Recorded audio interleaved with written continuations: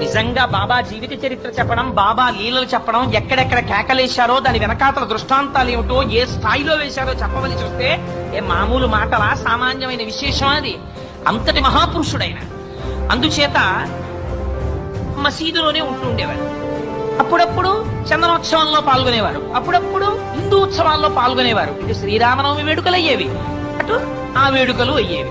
ఎవరైనా తన దగ్గరికి వస్తే అల్లా మాలిక్ అనేవారు. ఉన్నారు కదా బాబా మాకేమిటి లోటు అంటే ఆయన అనేవారు అల్లా మాలిక్ అనేవారు. అల్లా మాలిక్ అంటే నీకు నాకు కూడా ప్రభు ఒకడు ఉన్నాడు. ఆయన అల్లా అంటే నామరూపాలతో మీరు ఏ రూపంతో పిలవండి, నేను చెప్పాను కదా అది బ్రహ్మము. నేను శివుడు అంటారు, వేరొకరు కృష్ణుడు అంటారు, వేరొకరు శ్రీ మహావిష్ణువు అంటారు, వేరొకరు అల్లా అంటారు, వేరొకరు ఇంకో పేరుతో పిలుస్తారు. ఏ పేరుతో పిలిచినా అది బ్రహ్మం. నామరూపాల స్థాయిలో దెబ్బలాడుకోవడం